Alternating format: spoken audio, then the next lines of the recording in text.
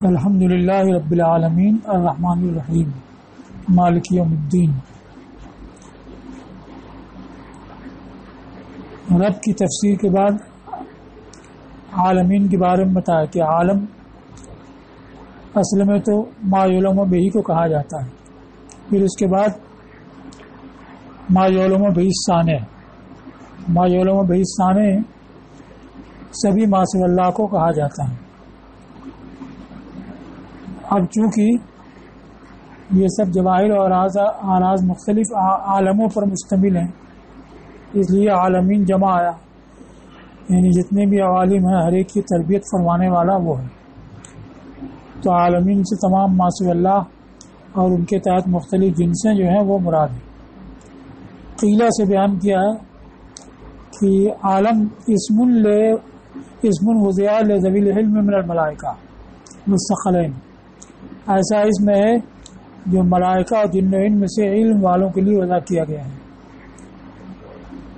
یہ ضعیف ہے اس لیے کہ عالم کا صیغہ ما یعلم بہ کے لیے ہوتا ہے، اس کے لیے نہیں جس سے علم متعلق ہو، جس کے ساتھ علم قائم ہو۔ تو عالم کو، جاننے والوں کو، ذوی العلم کو عالم نہیں کہا جاتا بلکہ ما یعلم بہ کو کہا جاتا ہے۔ تو یہ ایک دوسرا قول ہے کہ یہ عالم نام ہے ذوی العلم کا، یعنی ملائکہ اور جن و انس۔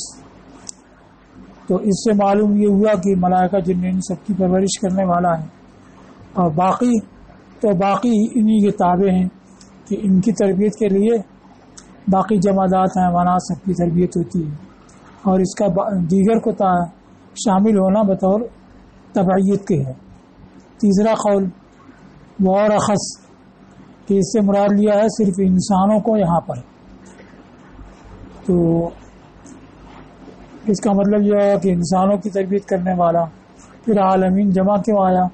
اس کو کہا کہ فإن كل عادم منہم عالم، اس لیے کہ ان میں سے ہر ایک عالم ہے، اس لحاظ سے کہ وہ اس کے نظائر پر مشتمل ہے جو عالم کبیر میں جواہر اور اعراض ہیں،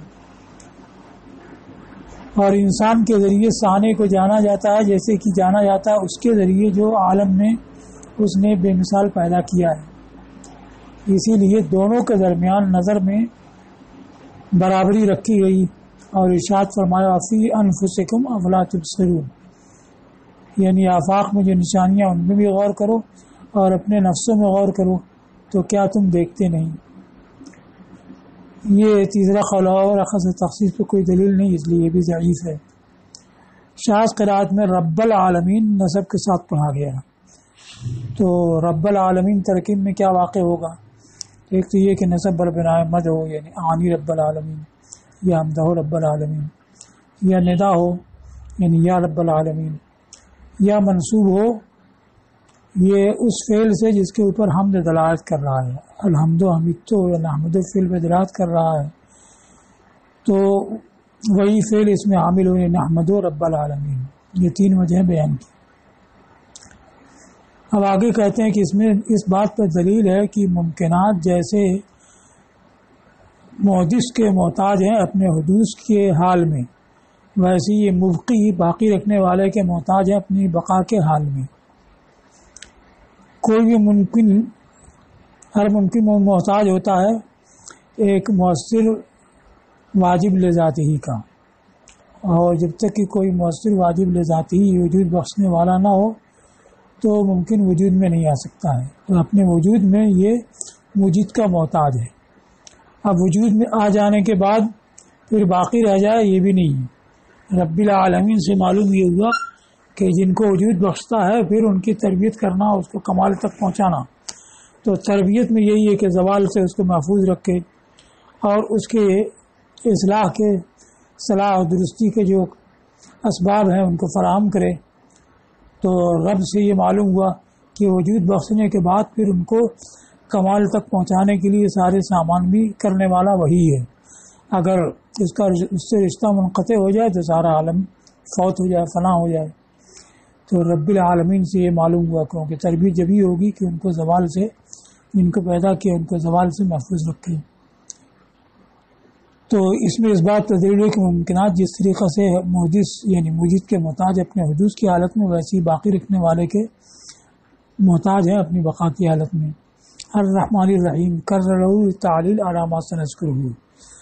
بعض نے یہ اعتراض کیا کہ بسم اللہ الرحمن الرحیم اگر سورہ فاتحہ کا جز ہو تو الرحمن الرحیم کی تکرار لازم آئے گی، تو مصنف نے اس کا جواب دیا ہے کہ یہ تکرار نہیں ہے، کیونکہ بسم اللہ کے تحت جو الرحمن الرحیم آیا ہے وہ اس کو بتانے کے لیے کہ استعانت کے لائق اور تبرک کے لائق وہی ہے جو انتہائی رحمت والا ہے، اور الحمدللہ کے جو تحت جو الرحمن الرحیم آیا ہے وہ اس کو بتانے کے لیے کہ حمد کے لائق وہی ہے جو انتہائی رحمت والا ہے۔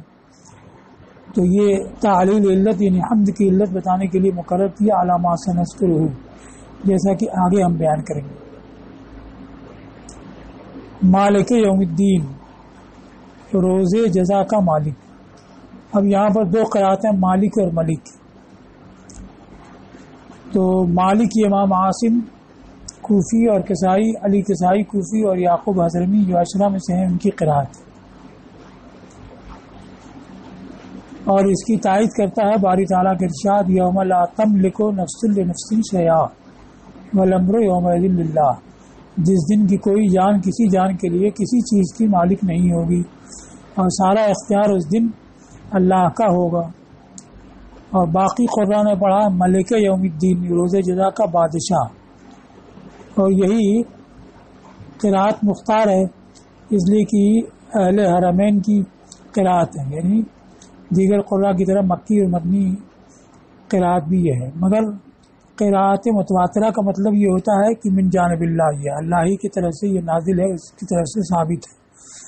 جب اللہ کی طرف سے نازل ہے تو اب اس کے بعد اختیار کرنے والے چاہے مکہ کے ہوں یا مدینہ کے ہوں یا بصرہ کے ہوں، اس سے کوئی فرق نہیں پڑتا ہے۔ جو بھی قرأت متواترہ ہے وہ من جانب اللہ ثابت ہے۔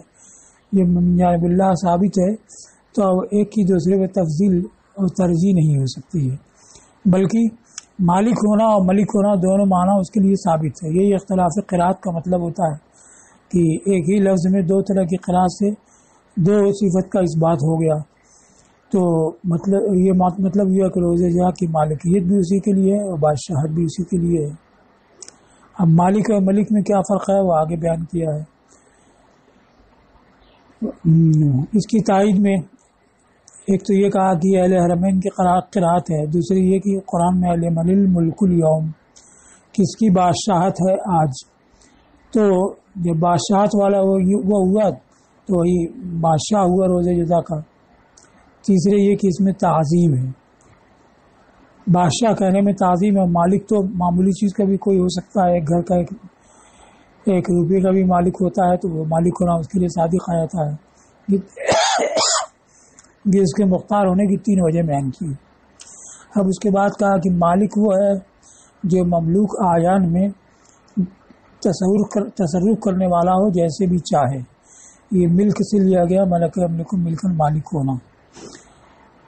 اور ملک وہ ہوتا ہے جو مامورین میں یعنی اہل عقل میں امر و نہی کا تصرف کرنے والا ہو، یہ ملک بمعنی بادشاہ سے لیا گیا ہے۔ اور اللہ کے لیے دونوں صفات ثابت ہیں کہ سارے ما سوی اللہ اس کے مملوک ہیں اور ان میں سب میں تصرف کرنے والا ہے، جو ان میں عقلا ہیں ان سب میں امر و نہی کا حکم کرنے والا بھی وہی ہے۔ کچھ شاذ قرأتیں یہاں پہ بیان کی ہیں۔ شاذ میں پڑھا گیا ہے ملک، تو کتفن میں کتفن کرنا جائز ہوتا ہے، اسی طرح ملکن اس کے وزن پر ہے تو تخفیف کر کے ملکن یہ شاذ میں پڑھا گیا ہے۔ اور ملکہ بلفظ فعل ماضی، ملکہ یوم الدین، یوم منصوب ہوگا۔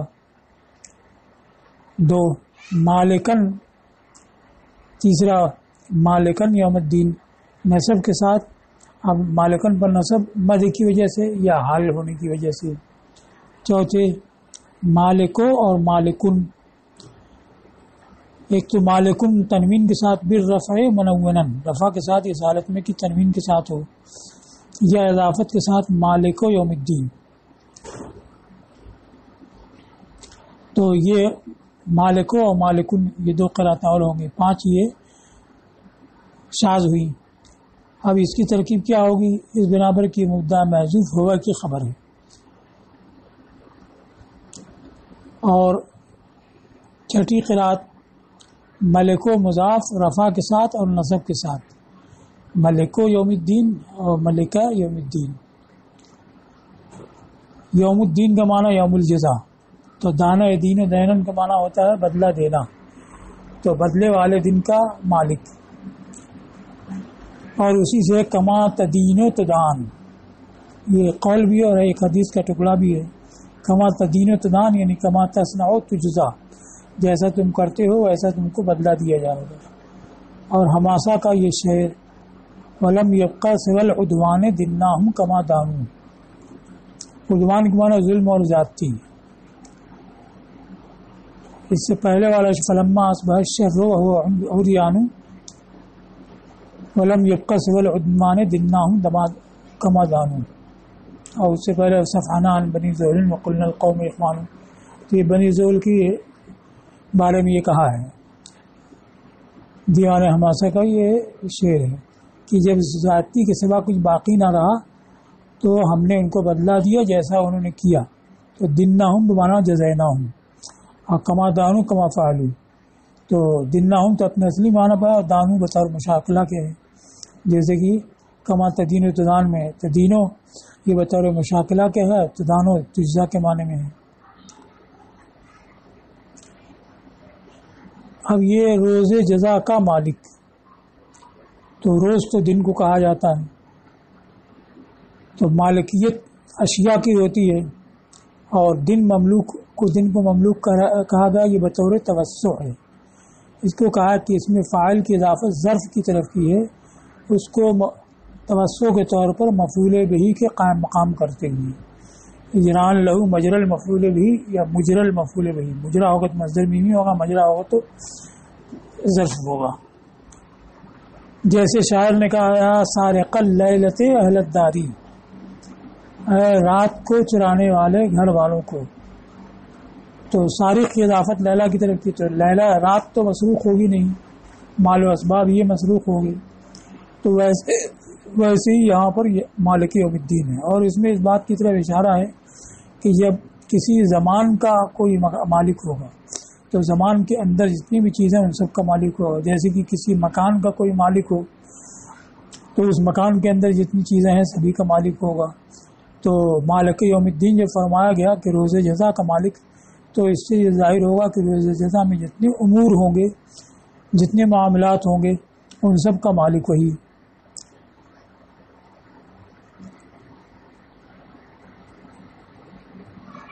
اب یہاں ایک اعتراض ہے، اس کا جواب دیا ہے۔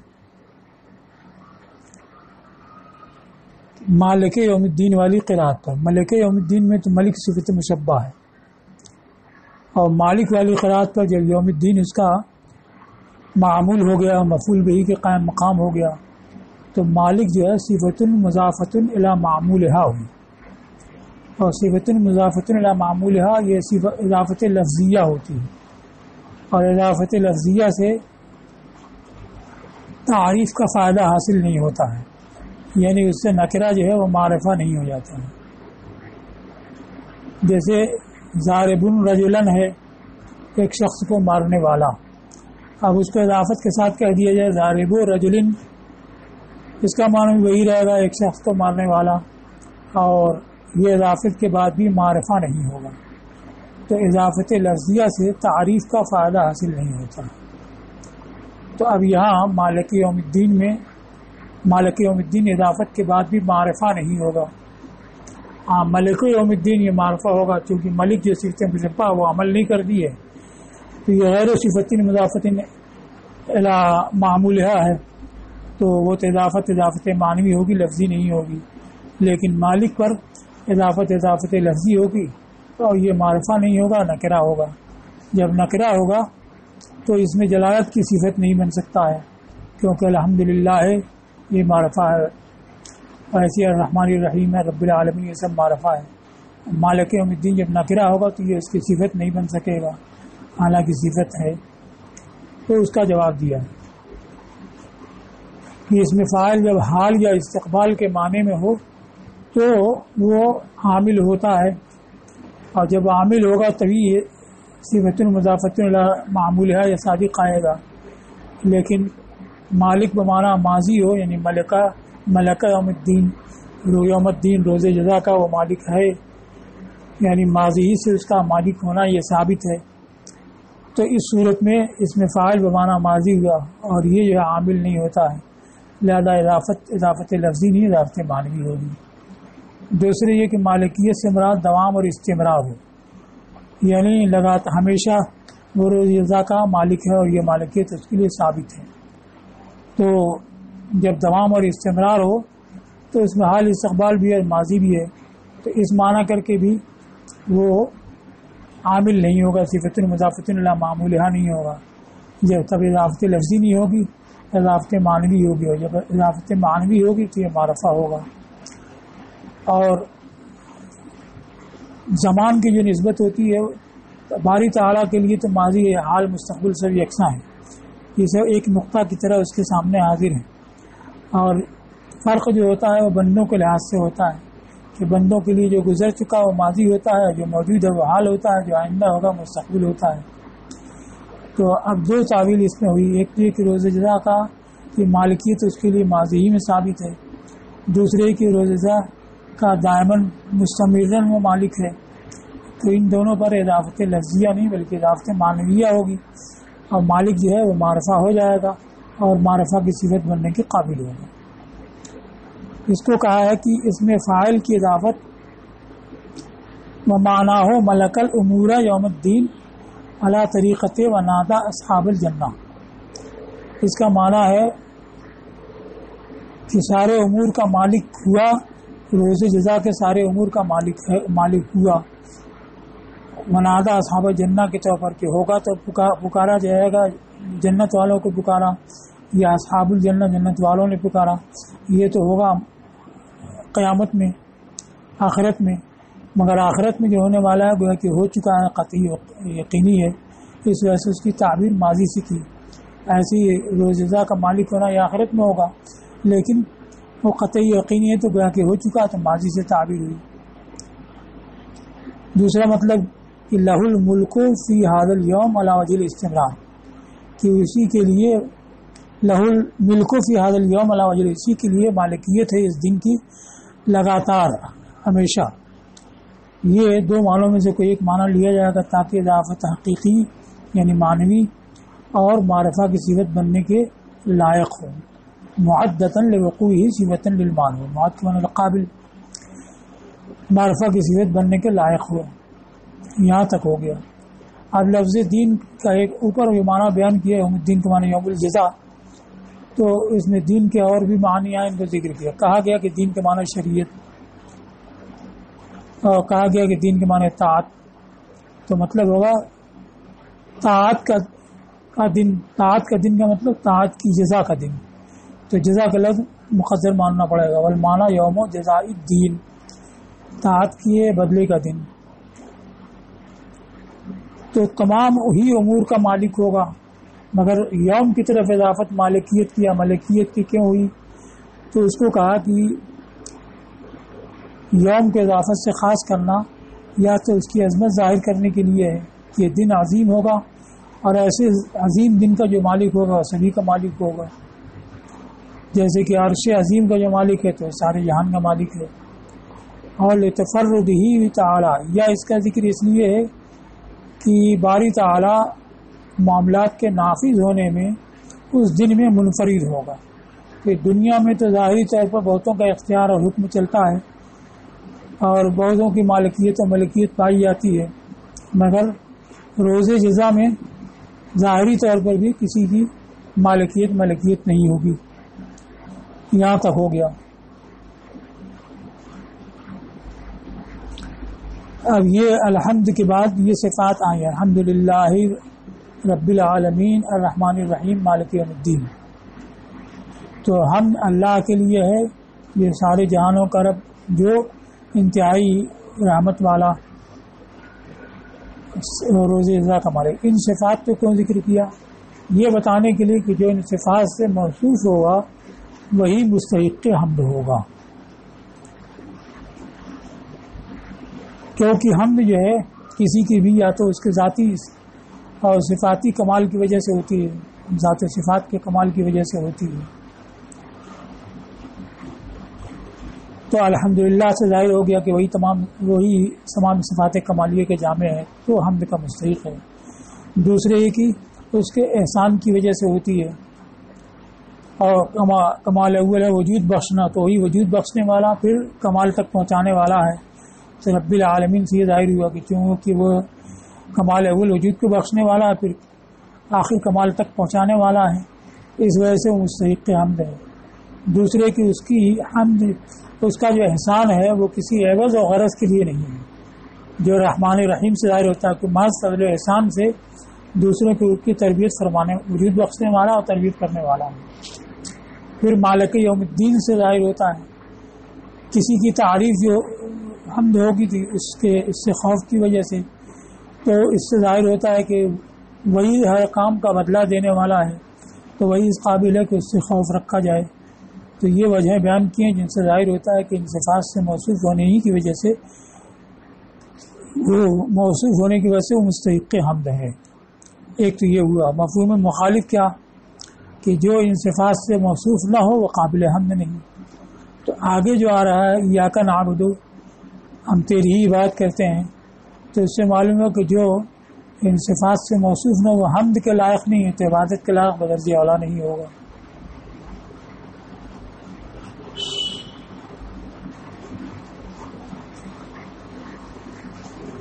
اجراء حاضل اوصاف اللہ تعالی من کونہ، یہ من کونہ سے اوصاف کی تفصیل ہے۔ ان اوصاف کا باری تعالیٰ پر جاری کرنا یعنی اس کا سارے جہانوں کے لیے موجد اور ان کے لیے رب ہونا۔ تو عالمین سے موجد ہونا معلوم ہوا، کیونکہ عالم کہتے ہیں ماسل اللہ تمام جواہر اور اراض کو، اور ان کا وجود ثانے کے موجد کے وجود پر دلالت کرنے والا ہے، تو عالمین سے اس کا موجد ہونا معلوم ہوا، اور رب سے یہ کہ وجود بخشنے کے بعد پھر وہ ان کی تربیت کرنے والا، کمال تک پہنچانے والا ہے۔ تو یہ اوصاف وہی ہے، سارے جہانوں کے لیے موجود ہونا اور ان کے لیے رب ہونا۔ منعمن علیہم بالنعم کلھا، یہ رحمان رحیم سے معلوم ہوا کہ ان کے اوپر احسان کرنے والا تمام نعمتوں سے ظاہر بھی اور باطن بھی، عاجل بھی اور عاجل بھی، جلد ملنے والی اور دیر میں ملنے والی بھی۔ مالکن لامورہ یوم الثواب والعقاب، یہ مالک یوم الدین سے معلوم ہوا، اور دین بمانا جزا کے بدلے میں ثواب و عقاب رکھ دیا۔ اب مالک یہ اصل چیز ہے، اصل مملوک ہے، وہ امور ہیں، تو ان کو ذکر کیا، وہ ثواب و عقاب کے دن ان کے ساری امور کا مالک ہوگا۔ تو ان اجراء حاضل اوصاف للدلالت، اجراء حاضل اوصاف یہ مدعا للدلالت خبر ہے، یہ بتانے کے لیے کہ وہی حمد کا مستحق ہے، اور کوئی بھی اس سے زیادہ حمد کا حقدار نہیں۔ تو پہلے تو یہ کہا کہ اس سے زیادہ حقدار نہیں، پھر یہ کہا کہ بل لا یستحق حقیقت سوا، بلکہ حقیقت میں اس کے سوا سرے سے کوئی حمد کا حقدار نہیں ہے۔ یہ کیسے معلوم ہوا؟ اس لیے کہ وصف پر حکم کا مرتب ہونا اس حکم کے اس وصف کے اس حکم کے لیے علت ہونے کا پتہ دیتا ہے۔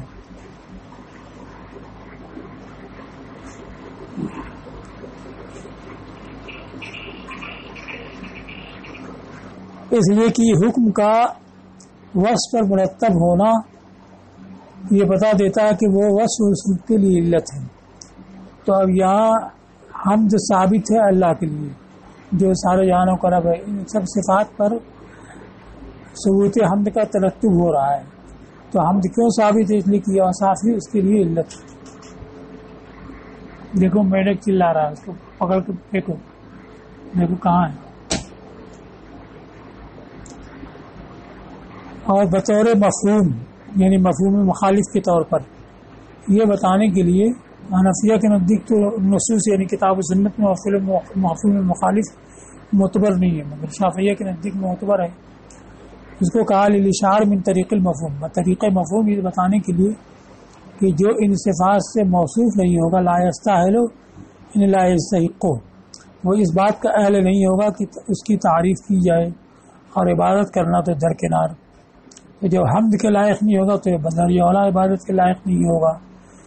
تو یہ بطور مفہوم معلوم ہوگا لیکون دلیلا لا ما بعدہ، تاکہ ما بعد کی یہ دلیل ہو جائے.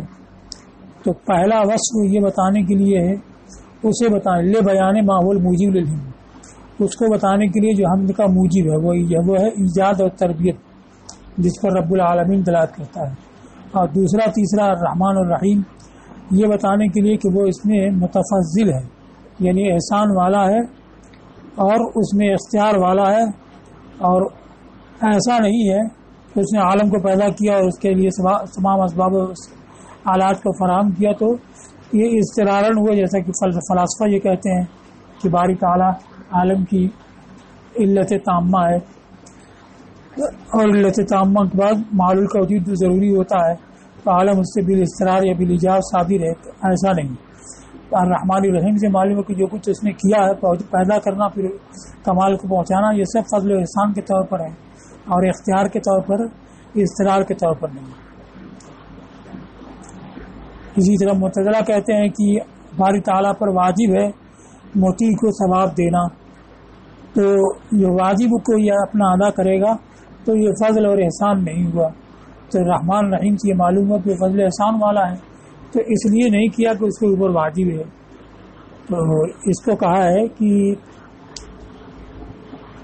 دوسرا تیسرا وصف یہ بتانے کے لیے کہ اس میں فضل والا ہے اور با اختیار ہے، اور وہ اس سے صادر نہیں ایجاب بالذات کی وجہ سے، جیسا کہ فلاسفہ کہتے ہیں، یا اس کے اوپر واجب ہونے کی وجہ سے سابقہ اعمال کے تقاضے کی وجہ سے، کہ سابقہ اعمال کی قضیتاً تقاضا، سابقہ اعمال کی وجہ سے ثواب دینا، احسان کرنا اس کے اوپر واجب ہو، ایسا نہیں ہے. یہاں تک کہ وہ اس کی وجہ سے حمد کا مستحق ہے، چونکہ فضل والا ہے اس لیے حمد کا مستحق ہے. اور چوتھا وصف مالک یوم الدین اختصاص کی تحقیق کے لیے ہے، کیونکہ تربیت کرنا، احسان کرنا تو اگر یہ حقیقتاً سب کچھ اسی کے لیے ہے، لیکن دنیا میں دوسروں کے لیے بظاہر نظر آتا ہے. لیکن روز جزا کا مالک ہونا یہ ایسا وصف ہے جس میں برائے نام بھی کسی کی شرکت نہیں ہے. تو حقیقتاً موجد اور تربیت کرنے والا تو وہی ہے رب العالمین، صحیح معلوم ہوا. تو یوں تو اختصاص پہلے سے بھی معلوم ہو جاتا ہے، لیکن چونکہ ظاہری شرکت دوسروں کی بھی اس میں نظر آتی ہے، اس وجہ سے مالک یوم الدین بھی آیا، یہ ظاہر کرنے کے لیے کہ وہ ایسی صفت والا ہے جو کسی کے لیے برائے نام بھی نہیں ہو سکتی ہے. تو یہ چوتھی صفت مالک یوم الدین اختصاص کو ثابت کرنے کے لیے ہے، اس لیے کہ یہ ایسا وصف ہے جو شرکت کے قابل نہیں، اور اس میں حمد کرنے والوں کے لیے وعدہ اور اعراض کرنے والوں کے لیے وعید کو شامل کرنا بھی ہے، کہ جب وہی جزا کا مالک ہے تو جو حمد کرنے والے ہوں گے ان کو نیک بدلہ دے گا، اور جو اعراض کرنے والے ہوں گے ان کو سزا دے گا.